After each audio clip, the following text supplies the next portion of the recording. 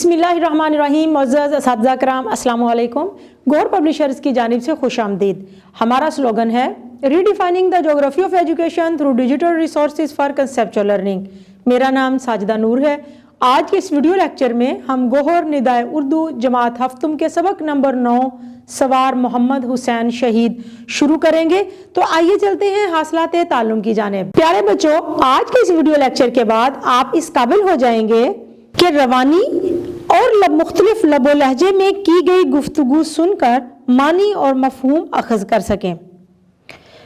कहानी, नज़्म, वाक़या, तकरीर, ऐलान, खुतबा, गुफ्तगू, खबर, ड्रामा, हदायत और फीचर सुनकर खुलासा बयान कर सकें।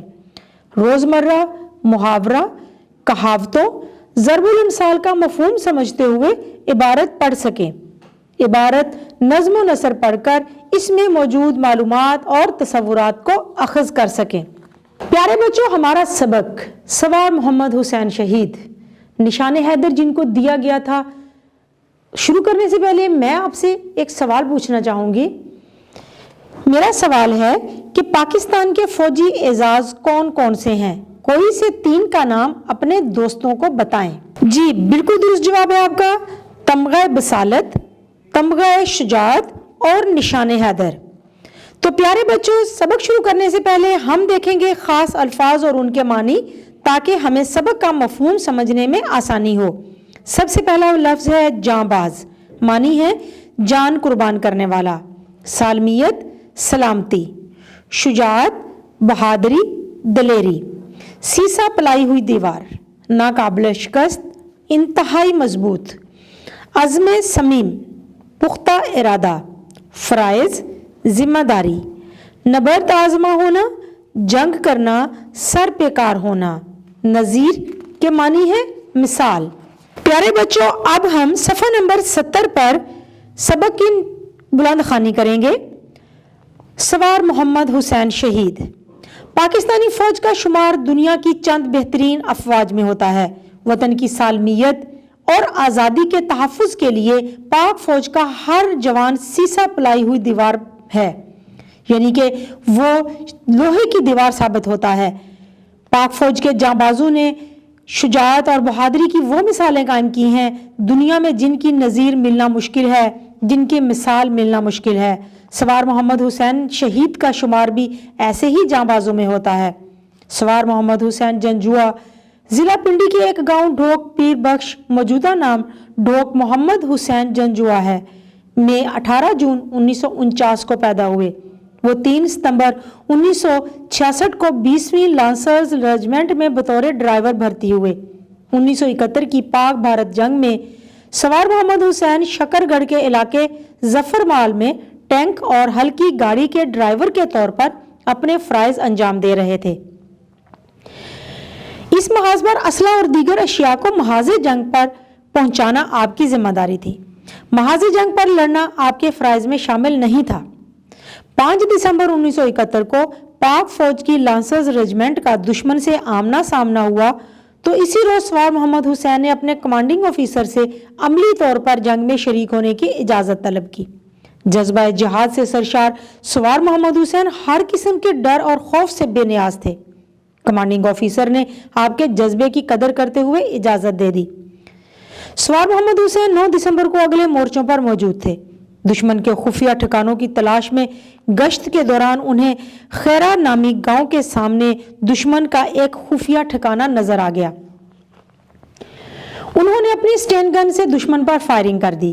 कई भारतीय फौजी हलाक करने के बाद सवार मोहम्मद हुसैन वापस पलटे और अपने second in command major Amanullah को दुश्मन की मौजूदगी और नकलो हरकत की इत्तला दी। उन्होंने बताया कि दुश्मन मौजा हर खर्द के सामने हमले की तैयारी कर रहा है। सवार मोहम्मद हुसैन दिन भर दुश्मन की नकलो हरकत पर नजर रखते हुए मोर्चों में मौजूद अपने जवानों को उनके ठिकानों की खबर देते रहे। आपकी इतलाआत पर दुश्मन के 16 टैंक तबाह किए गए। अगर दुश्मन के इन टैंकों और तोपों को बर वक्त तबाह ना किया जाता तो दुश्मन की पेशकदमी को रोकना शायद मुमकिन ना होता।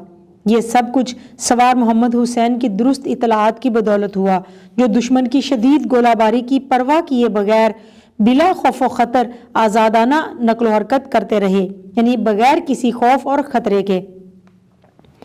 دشمن کی پیش قدمی کو روکنے کے لیے جوانوں نے موضع گجگال کے شمال کی جانب ایک اونچے ٹیلے پر اپنے لیے محفوظ مورچے بنا رکھے تھے۔ ان مورچوں پر دشمن کی مسلسل گولہ باری جاری تھی۔ گجگال، ہرڑ خرد اور ہرڑ کلاں کے سامنے قریباً 2500 گز کے علاقے میں ہمارے صرف 3 اسکواڈرن دشمن کے 3 ڈویژنوں سے نبرد آزما تھے، یعنی جنگ کر رہے تھے۔ سوار محمد حسین درمیانی اسکواڈرن سے وابستہ تھے۔ انہوں نے دشمن کے ہر حملے کو بڑی بہادری سے ناکام بنائے رکھا۔ ٹینکوں کی تباہی اور ناکامی کے بعد دشمن اپنی پیدل فوج کو آگے بڑھا کر موضع ہرڑ خرد تک پہنچ گیا۔ گاؤں سے آگے نالے میں پانی بھی تھا اور نالے کا شمال مشرقی کنارہ پانی کے کٹاؤ کی وجہ سے قدرتی طور پر قریباً 20 فٹ اونچا تھا۔ اس طرح دونوں اطراف کی فوجیں ایک دوسرے کو دیکھ نہیں سکتی تھیں۔ جذبہ شہادت سے سرشار سوار محمد حسین کے لیے یہ صورتحال ناقابل برداشت تھی۔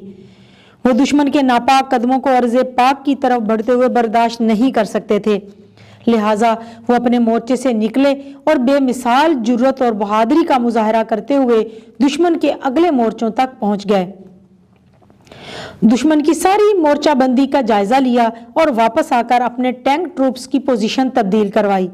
انہوں نے جان لیا تھا کہ بھارتی فوج کے دستے ایک بھرپور حملے کے لیے کس جگہ پر جمع ہو رہے ہیں۔ چنانچہ بھارتی دستوں کے عملی قدم اٹھانے سے پہلے ہی سوار محمد حسین نے اپنے ٹینک ٹروپس اور توپ خانے کی رہنمائی کرتے ہوئے دشمن پر زوردار حملہ کر دیا۔ یہ حملہ اس قدر غیر متوقع اور اچانک تھا کہ دشمن کے اوسان خطا ہو گئے۔ دشمن پریشان ہو گیا، بوکھلا گیا۔ دشمن کے 18 جدید ترین T-55 روسی ٹینک تباہ ہو گئے اور بے شمار فوجی ہلاک اور زخمی ہوئے۔ چند لمحوں پر محیط یہ ساری کارروائی سوار محمد حسین کی بہادری اور بے خوفی کے ساتھ ساتھ ان کی بروقت اور درست رہنمائی کا نتیجہ تھی۔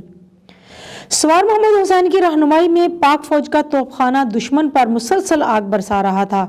اس گولہ باری سے دشمن کے پرخچے اڑ رہے تھے اور اس کا بھاری نقصان ہو رہا تھا۔ اسی دوران میں جبکہ سوار محمد حسین اپنی ٹینک شکن گن کے گنر کو دشمن کا ٹھکانہ بتا رہے تھے، دشمن کے ایک ٹینک سے مشین گن کی گولیوں کی بوچھاڑ نے آپ کا سینہ چھلنی کر دیا۔ سوار محمد حسین نے نعرہ تکبیر بلند کیا اور اپنی جان وطن پر قربان کر دی۔ اس سے پہلے دشمن کا حملہ بری طرح ناکام ہو چکا تھا اور جس مقصد کے لیے آپ نے جان قربان کی تھی وہ پورا ہو چکا تھا۔ آپ نے 10 دسمبر 1971 کو جام شہادت نوش کیا۔ صدر پاکستان نے آپ کے عزم صمیم یعنی کہ پختہ ارادے، بے مثال شجاعت اور بہادری اور اعلیٰ کارنامے پر آپ کے لیے نشان حیدر کا اعلان کیا۔ نشان حیدر پاکستان کا سب سے بڑا نشان ہے جو ان شہیدوں کو دیا جاتا ہے جو بے مثال جرأت، شجاعت اور بہادری کا کام کرتے ہیں۔ پیارے بچوں، امید ہے کہ آپ کو آج کا یہ ویڈیو لیکچر بہت اچھا لگا ہوگا۔